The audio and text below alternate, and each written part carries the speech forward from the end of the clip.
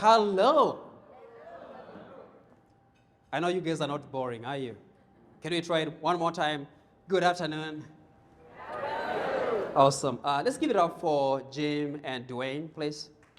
Did a great job. And then one more time for the amazing Krista. She's doing great. Working so hard to make sure everyone is comfortable. I know you guys have some questions. I'm going to be answering some of the questions that you have. When I was thinking about this particular event, a few things went through my mind. And I got a chance to talk to a few people, Dwayne being one of them, Jim. I saw some of my amazing friends, Samantha Cowell, that's a friend of mine. I've known her since 2017. I saw another friend of mine, Cindy Shelton, she's somewhere. And then someone who has the coolest name in the world. Her name is Kobe Jacoby. You just want to say that name over and over again. Good to see you, my friend. You know, when I look around this room and getting to talk to you guys, I don't see just ordinary people. I see professionals, I see experts, I see people that care. I see people that know how to deliver results, people that know how to get the job done, and people that are actually getting the job done. So give yourself a big round of applause, please. And, you know, today we are going to talk about leadership and how you can become a better leader. Of course, it's a comprehensive subject, so we're just going to scratch the surface.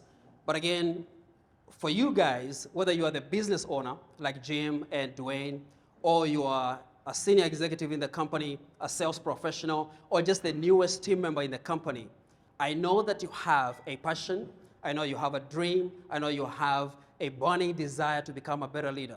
A leader who can communicate, who can connect, and who can cultivate trust within the company. And tied to that, I know that you want to make a difference in the world. That's given. Now, we get paid when we do what we do, so we can take care of our family. But money is not everything. Money is just a resource.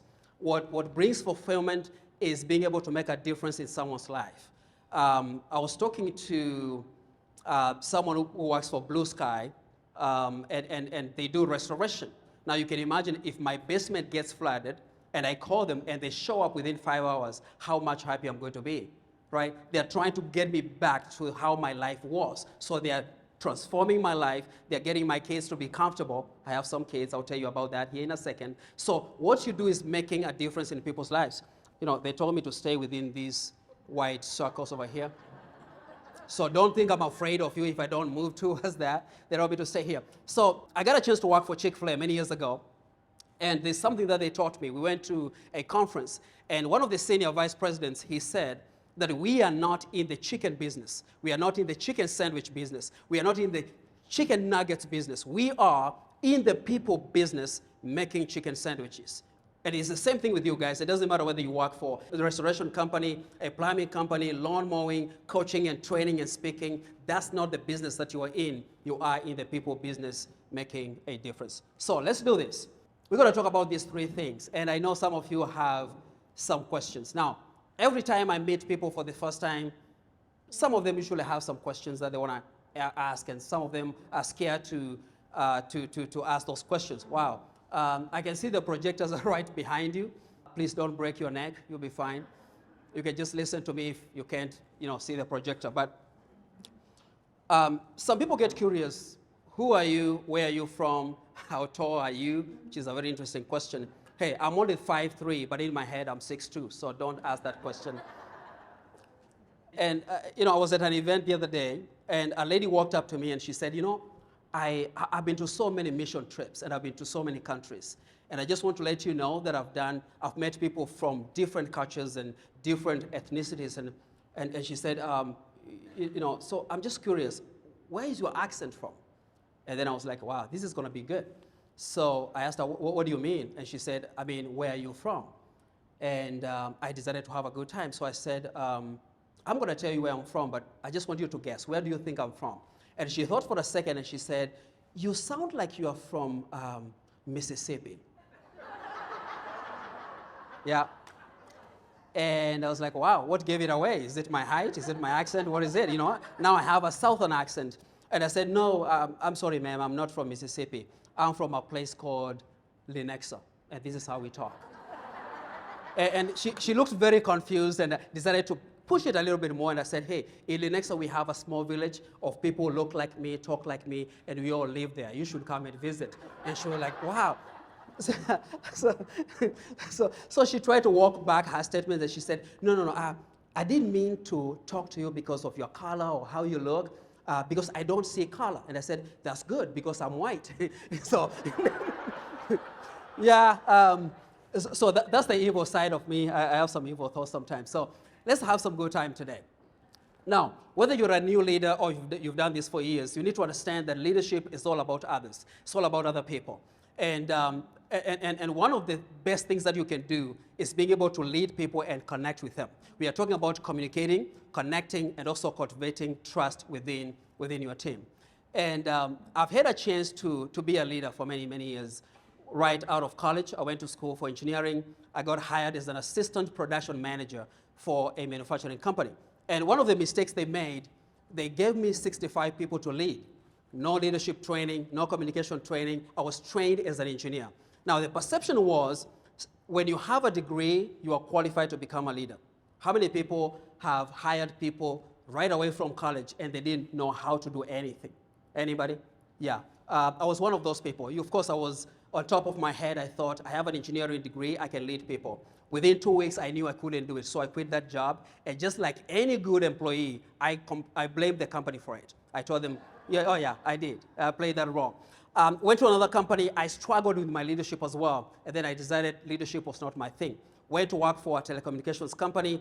I was there for 3 years. Then I moved to the US. So I'm from Kenya. That's where I was born. I was raised by a single mother. My dad left when I was 9 years old. And by the way, as I tell this story, don't get sad. don't start crying because I'm not going to cry, okay? Relax. It's going to be a good story. So my dad left when I was 9 years old and got married to my stepmom, beautiful woman. They had some kids. We were left. And my dad was my best friend growing up. And it hit me that I wasn't really missing the interaction with my dad. I was missing the things that he was getting for me. Now, that's how kids operate. We get them clothes and shoes and the food and barbecue and all kinds of good stuff.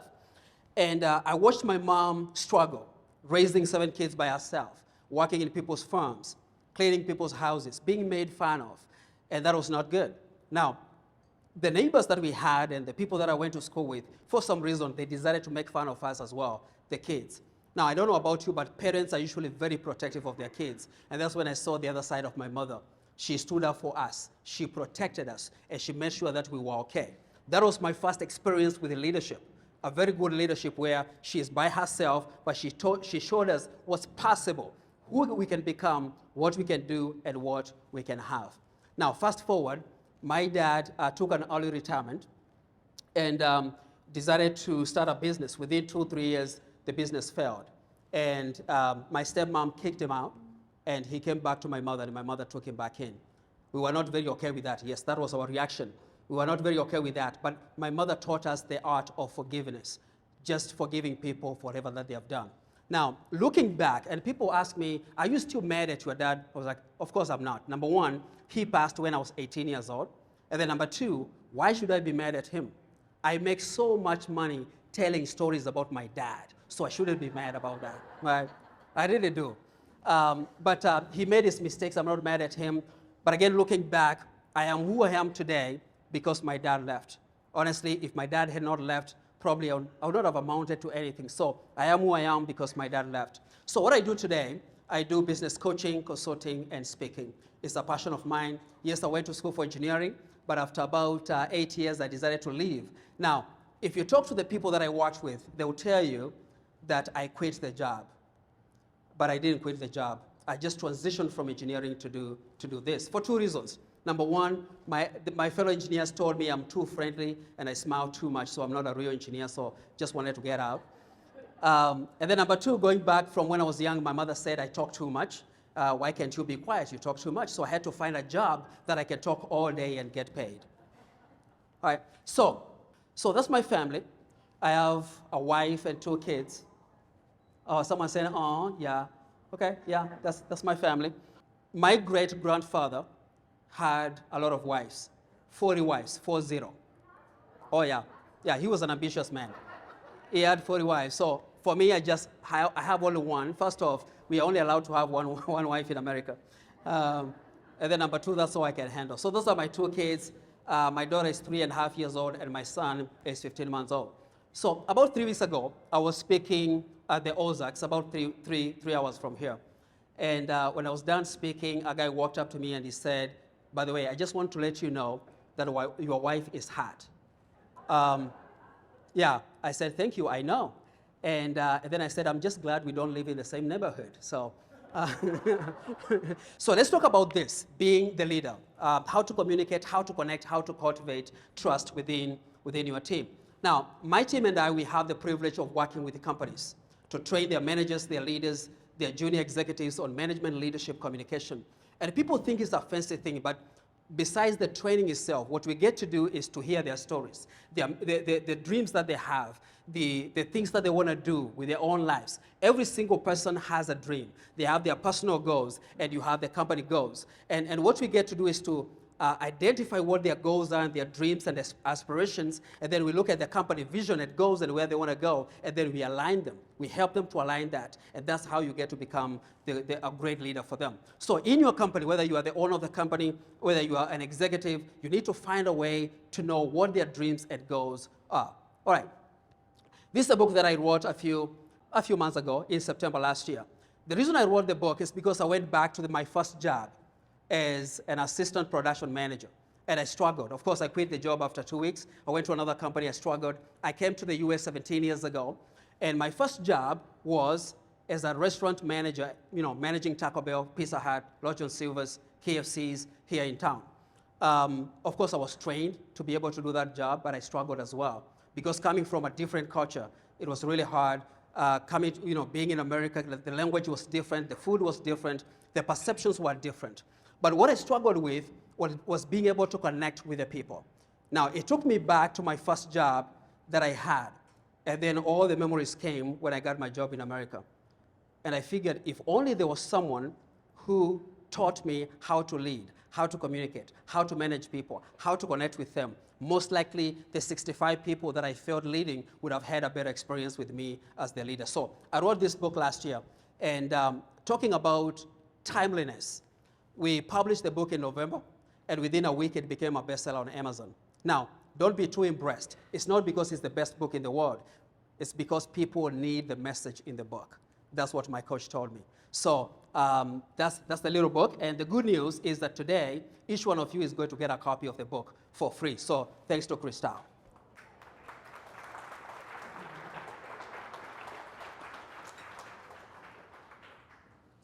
Some of you have been getting me talking, so I'll make sure I don't lose my voice. If you don't need to use the book, just give it to one of your favorite managers, the one that you think is going to carry your vision forward. They can use the book. We all have favorites. We have our favorite kids. I mean, I only have two. I can't tell my wife which one is my favorite. But we all have our favorite kids, favorite managers, favorite employees. So whoever that you like the most, give them the book.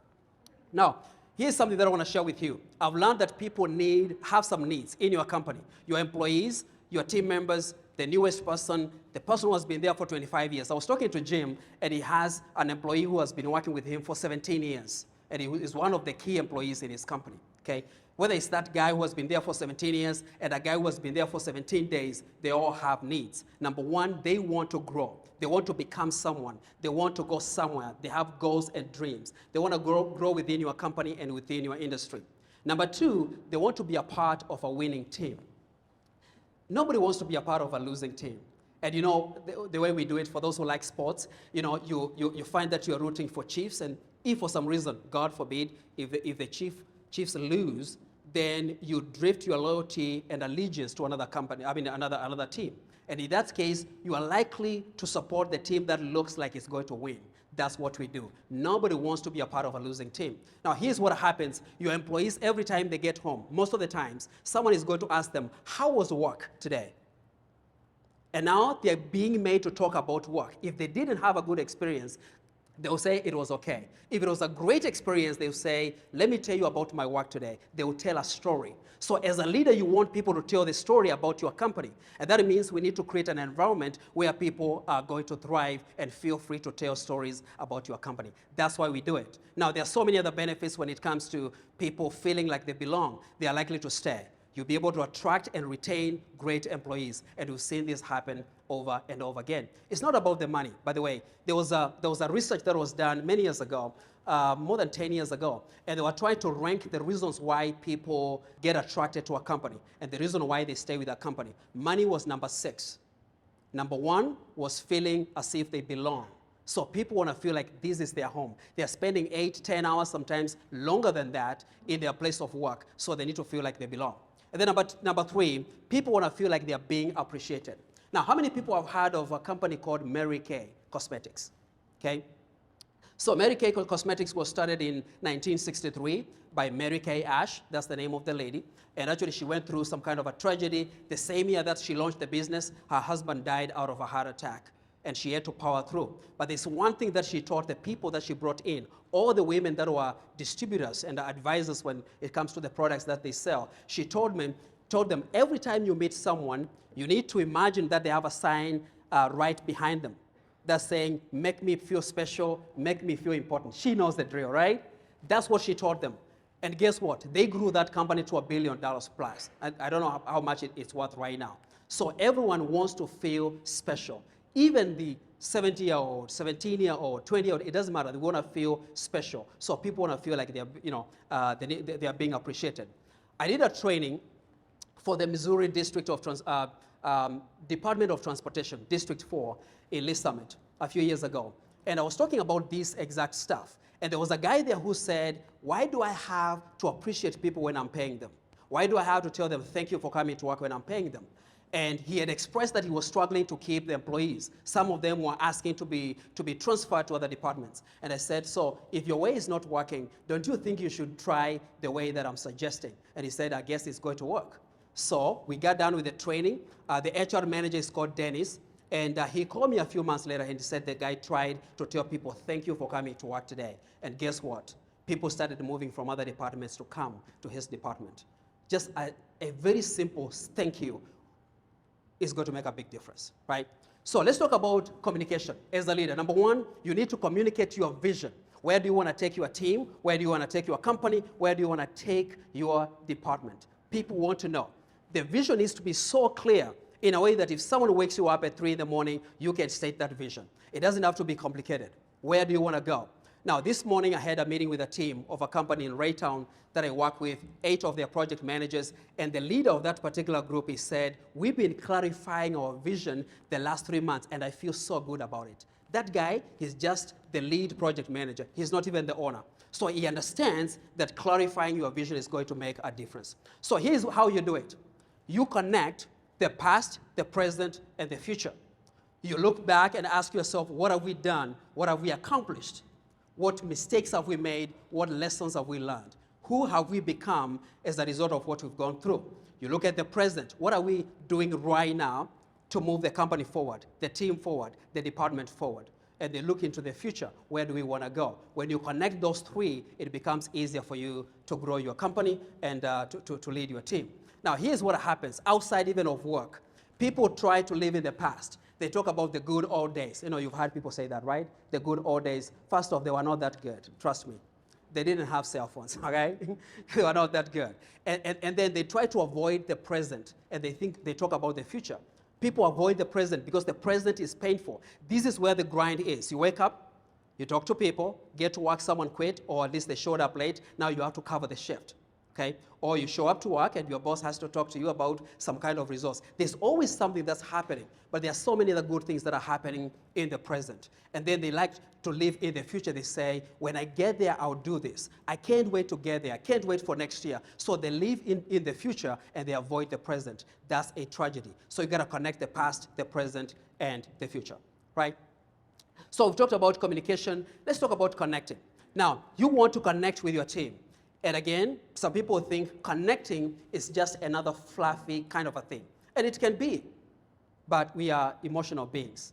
We think we are logical, but we are not. We are emotional beings. We act based on how we feel. We feel based on what you are thinking. You think, you feel, you act. We are all emotional beings. Your people want to connect with you. And here's the simplest way of doing it. I mean, how do you get to connect with people? Anyone, in a general sense. You connect with people by helping them to connect with the things that they care about. You connect with the people by helping them to connect with the things or the people that they care about, okay? So Samantha has a son. Can I mention the name? Okay, his name is Fender. Is one of, if you look at Facebook, she has the cover photo. There's a picture that they took, and she and the husband, they have, like this piece out very strong, and the son is like pointing like that. Okay, I mean, this is the coolest kid ever, right? So if you really want to connect with Samantha, the easiest way, and I'm not saying that you manipulate her, the easiest way is to get close to the son. Connect with the son, you're going to connect with Samantha because she cares about the son. If someone has an F-150 or whichever Silverado or the trucks they like, then they spend hours cleaning that truck, okay? Talk about their truck. They are going to connect with you. You got to know what is it that your employees care about so you can connect with them.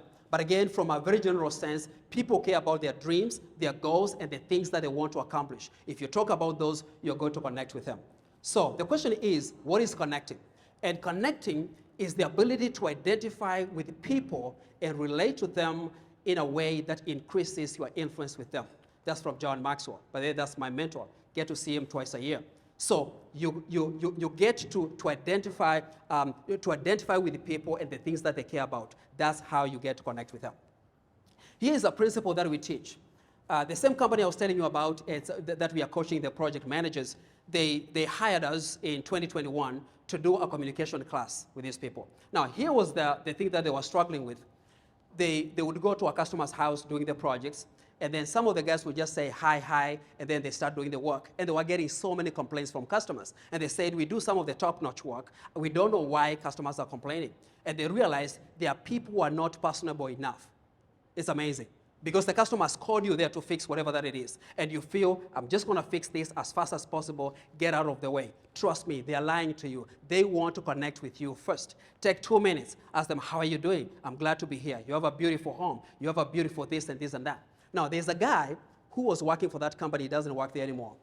And he shared in one of the sessions that we had, he said, Isaac, when you said, when we show up to someone's house, we need to chat with them a little bit, I doubted that stuff. And I didn't think it was going to work. So I decided to apply it so I can prove you wrong.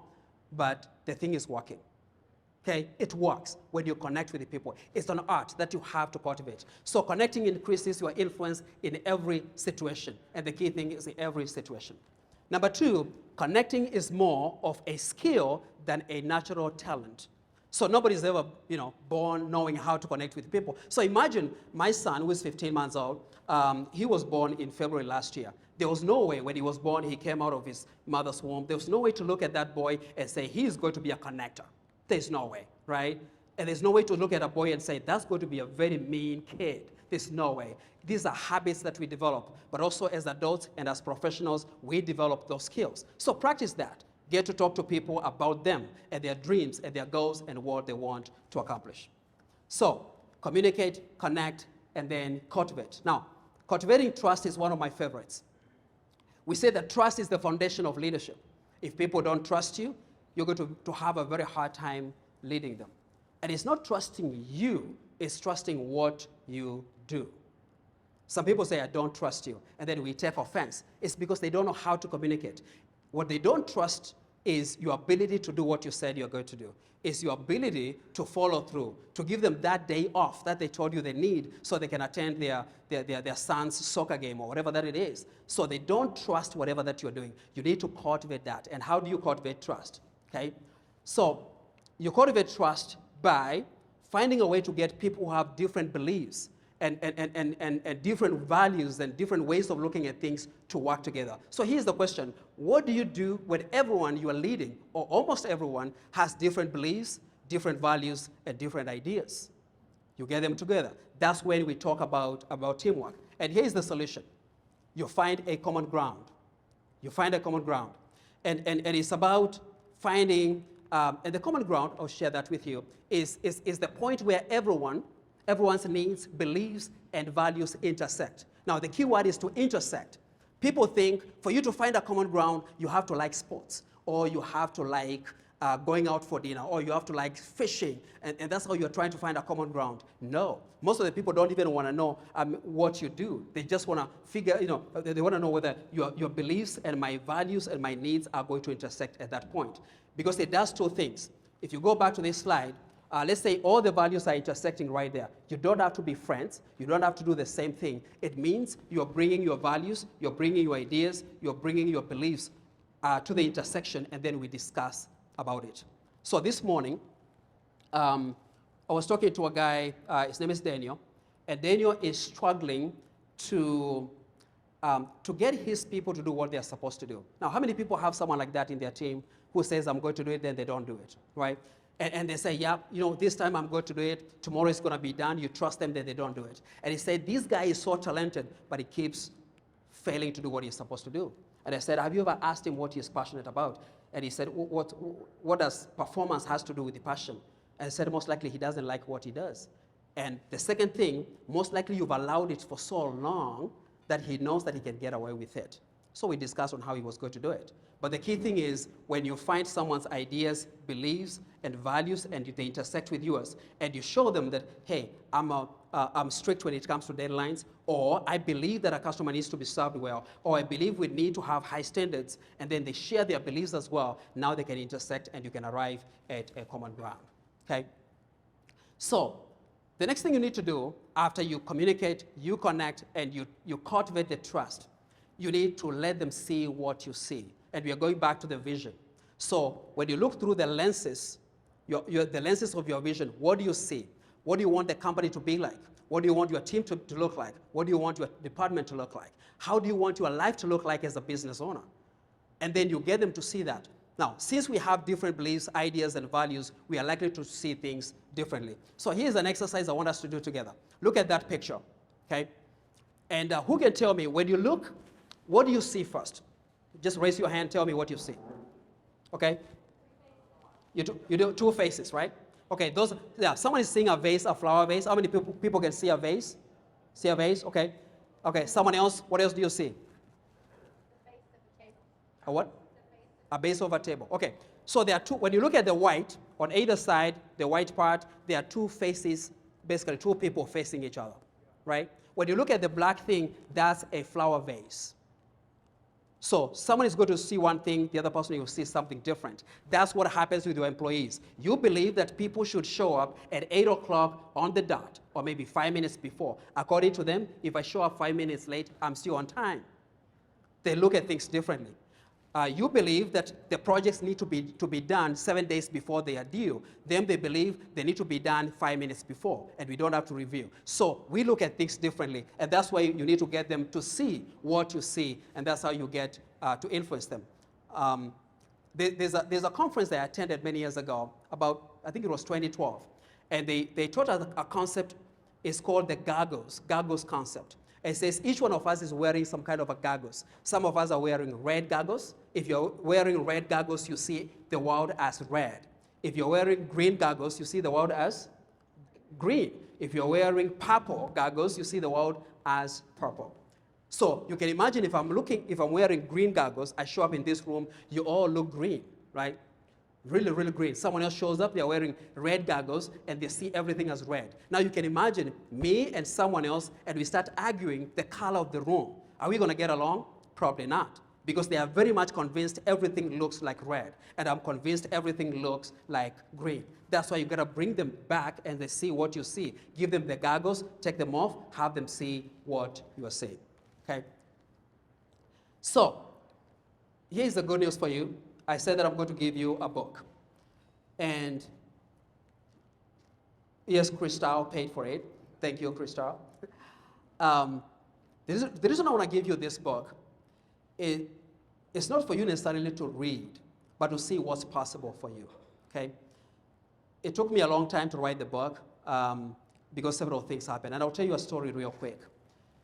I mentioned that I grew up in the village, and I know so many people have grown up in the village. When my dad left, it was tough. Went to the village, got made fun of by by kids. They told me your dad left because he didn't love you. He left because he didn't love your mother. And it's amazing when people that are seemingly doing very well, they start making fun of you. So I figured nobody liked us, so we just had to take care of ourselves. But when I was in 5th grade, something happened. My mother sat me down, and she said, look at us, we are poor. We don't have the resources, we don't have the money, we don't know what you're going to do. But I've heard people say that education is the key to success. And she said, you're so good with the books, but you play too much in class. If only you can stick in school and do well, you might be the person who is going to come back and save us from this environment. I was very young, 5th grade, but I got the message. So I worked hard in school, got some good grades to please my mother, and again, hoping that I'll be able to have a good life. When I got to 6th grade, we got a new English teacher. Now, this is what happens in Africa. When you're born, you learn how to speak your native language. Then when you go to school, they teach you Swahili, 1st grade, and then 3rd grade, they introduce English, which is the British English, right? But most of the teachers have never graduated from high school, so they don't speak English very well. When I got to 5th grade, we got a new English teacher, and he said, Isaac, I see that you have potential. I didn't know what potential meant, so I had to look it up. And he said, I'm going to teach you how to read and write very well and how to communicate, because communication is going to open doors for you. And that was key. So he gave me a little book, and he said, I want you to read this book, every part of it, and I want you to memorize every piece of that particular book and understand every single word. And he gave me a dictionary. Now, that was the second person outside of my family that believed in me, so I took him on the offer, and I read that book. I memorized it. Within 6 months, I was fluent in English. And then I took it a step further. My friend and my friend, they were kind of rich. The dad was a teacher, so as compared to them, they were very rich. And they had a radio. I mean, we were so poor, we couldn't afford a radio. So they had a radio, and every 9 o'clock, 9 p.m., I would go to their house, sit next to the radio, listen to the people that were really broadcasting the news at 9 p.m., and they did it in English. I figured that their English was different from my teacher's English. And I went back home, told my brother about that, and I asked him, so how come the people on the radio sound different from our teachers? And of course, he lied to me, like any good brother, and he said, because those people read news for the president. The president sits on the other side, they sit on this side, and they read the news for the president. And I said, that's what I want to do. He said, there's no way you can do that. Look at us. We are poor, we don't have resources, we don't have education, but it was in my mind. That was my vision. So I worked so hard, and was able to go to high school, went to college, became an engineer, went back, okay, took my brothers, brought them to the city, and then I moved to the US, and within 3 years, I built my mom a nice home, took my brothers through school, okay? Now, I'm not telling you this to impress you, but to show you what's possible when someone plants something in your mind. I saw it when I was 12 years old, that it was going to be possible. So this book is not about it being a bestseller, it's to show you what's possible. Can I tell you something? Now, there are people that I call them my people from Kenya and Africa. They didn't know that I've been coaching for a while because I don't talk much about it until they saw that I published a book. And someone approached me the other day at church and said, did you really write the book, or did someone else write it for you? They didn't believe it because, again, they know where I'm from. But again, this is just a matter of possibilities. So, as I finish, there's something that I want to do for you. I want to encourage you to be that person who believes in other people. Look at the team members that you have. If you have 10, pick just one. If you have 5, pick one. If you have 100, pick just one. And decide to believe in them, to mentor them, to coach them, so they can become who they want to become. Get interested in their goals and their dreams and what they want to accomplish. And then communicate your vision, make sure that you connect with them, and also build trust within and outside your company. And that's what I have for you guys. That's it.